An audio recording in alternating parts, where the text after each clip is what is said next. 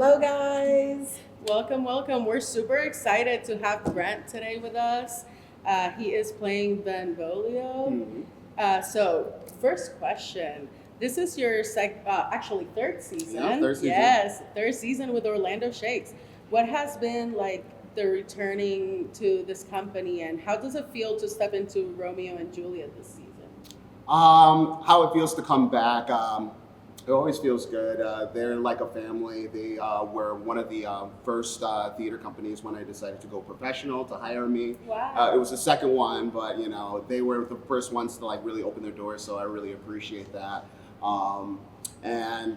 Yeah, it's just like it's good to be able to see familiar faces, and I'm just happy to work with everyone. As to Romeo and Juliet. This is actually my first professional Shakespeare, so that's what it really drives me and makes me really excited. Yeah, first time really working with this text and working with a lot of professionals that have been working with Shakespeare a lot more than I have. So it's been really awesome just being in the room, soaking in all that information. Wow, I like that. Okay, well, you've worked across a range of productions from Kinky Boots, like you were talking about, Yes, and Prom, The Prom, and Locomotion. Yeah. How have those experiences shaped you as an actor so far? How they've been shaping me. I played a lot of dads, which is very funny. Yeah. For someone that has no children. Yeah. It's like I feel like good actor. Yeah, exactly. Yeah. It's like the universe is like, don't put that on me. I don't want that. Yeah. I love to act like a dad. Exactly. Yeah, Play it on TV. Exactly. Only on TV. Yeah. How's that shaped me? To be honest, this has been like I've been only acting professionally for about 3.5 going on 4 years. Wow. So these are really my I would say my building blocks, my stepping stones to my career. So I don't know how to exactly pinpoint and give you an accurate answer on that. Being that this is helping me on my trajectory of what I want to go ahead and do. That's beautiful. That's great. Yes, I love that. That's awesome. And Benvolio is often seen as the peacemaker in Romeo and Juliet. What drew you to this role, and how do you approach playing someone who leads with empathy in a world full of conflict? Truly. That's a good one. Right. Well, it's just it's good to show someone who acts in good intentions. Even though maybe at the end of the day, they may not win out, but having someone that is a voice for reason is a really powerful, important piece. So I think playing that role, especially in this time, having a person that is a voice for reason, especially with so many people that are screaming out, especially with anger or anything like that, it's really good to have someone that's benevolent, as in the name Benvolio comes from. Yeah. Exactly. Okay, well, Shakespeare's language, we all can agree, can be both musical and very challenging for everybody who went to high school learning it. Yes. How did you find clarity and truth in the text when bringing Benvolio to life, for the Yeah. That's a great question, because especially when you're opening the book, it's like thee, thy, doth. So it's just like I don't understand what's happening. Where's the spark notes? Yeah. And honestly, those resources did help me. It's just all like I think one of the biggest things, especially when you're looking at Shakespeare or any type of old text, is figuring out ways to paraphrase the information. Like they will. Oh, it's just like, yeah, exactly. How can I read this information and paraphrase it in a way that I would say it naturally? And then once I paraphrase it, it's just like, okay, I'm saying this line. This means this. Then I can go ahead and say the original text, but have the intention as if I was paraphrasing. Yeah. Instead of just all like, I wish I could give you an example right now, but my head's not there. But it's just one will come to mind, hopefully.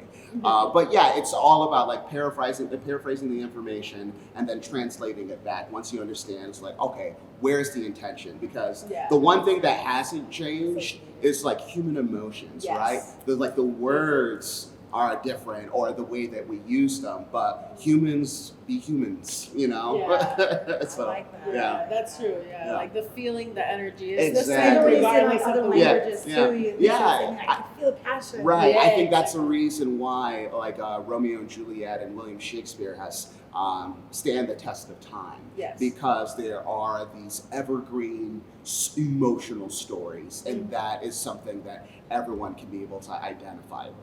Yes. Yes. Exactly. I love that. And what does your rehearsal process look like when you're balancing the named role like Benvolio while also serving as part of the ensemble? Yeah, balancing being Benvolio and also being part of the ensemble. Luckily, by the end of Act 1, I'm pretty much chilling until I got the this thing, very right? end. At the very end, where I come out as a guard with some shades and I don't say anything. So it's been pretty good balancing it, as in there's nothing to really balance.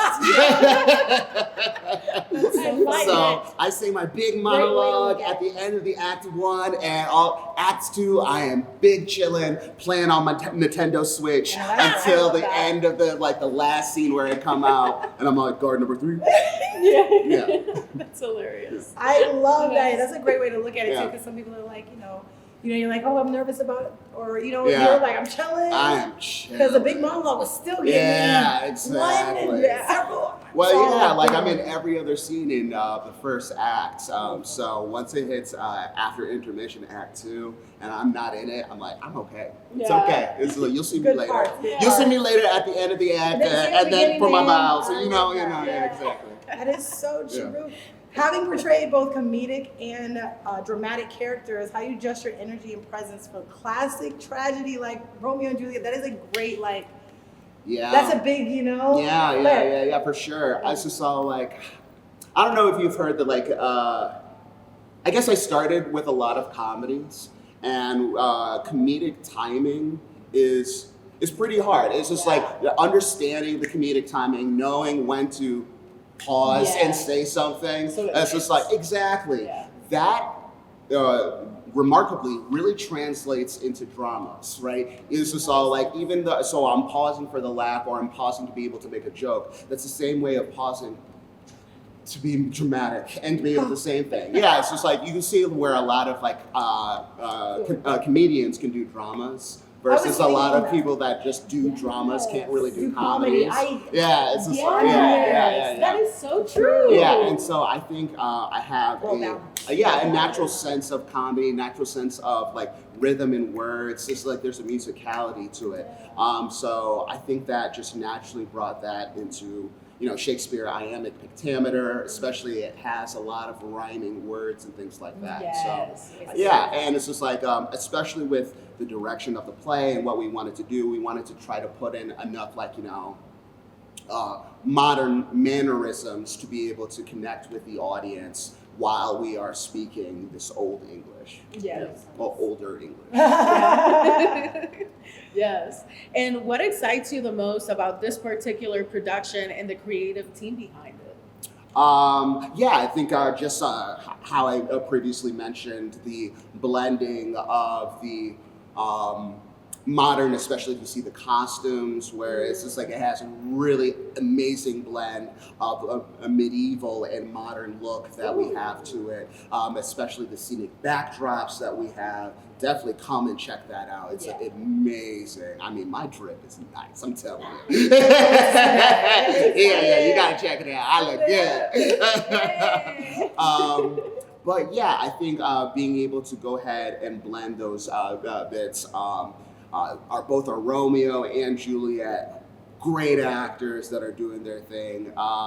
And I don't know, I'm just happy to be a part of it, especially with this time. It's an old story, but it seems like things just rhyme, and how it's just even with such an old story, it seems like it's relevant even now.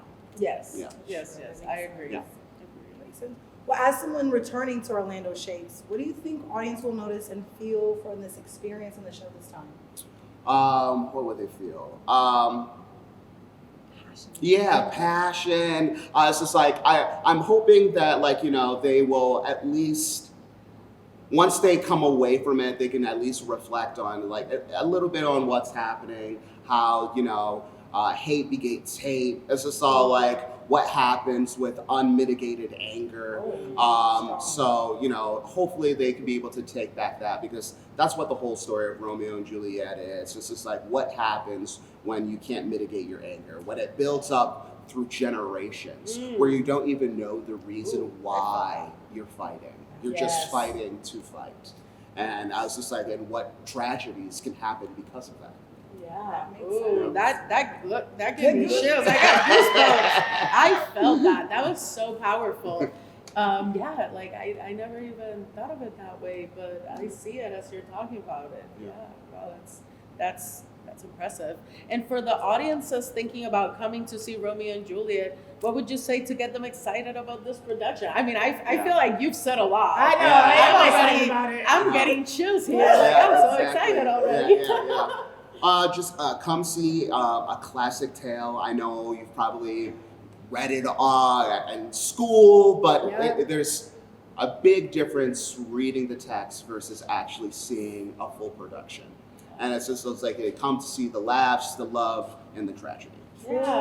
Yeah, especially with that Yeah. modern twist. I can't wait. I love a good modern. I love modern twisty exactly. old stories. Looks I great. do. And it makes you remember it a little bit better. Yeah, And like it brings exactly. that funness that we wish we had in high school and Yep. reading these things. And what'd you say? Thou art thou. Yeah, exactly. Yeah, it makes you feel more seen and connected when you see a fresher perspective That part of fresher. the same lessons. Yeah. It kind of like helps you put you in that spot where it's Exactly. like, oh, hold on. Yeah. Yeah, especially your character being the counterpart to Tybalt. To Tybalt. Yeah. Yeah, exactly. Yeah, where Tybalt would be more the aggressor, I would say. Benvolio is just all like, he is definitely a defender. It's just like one of my first lines is, "I do but keep the peace." I like that. So, you know, he's definitely one of This makes me want to follow back up on my Shakespeare. Yeah. So I can be prepared and cultured. Yeah, we definitely need those tickets so we can be there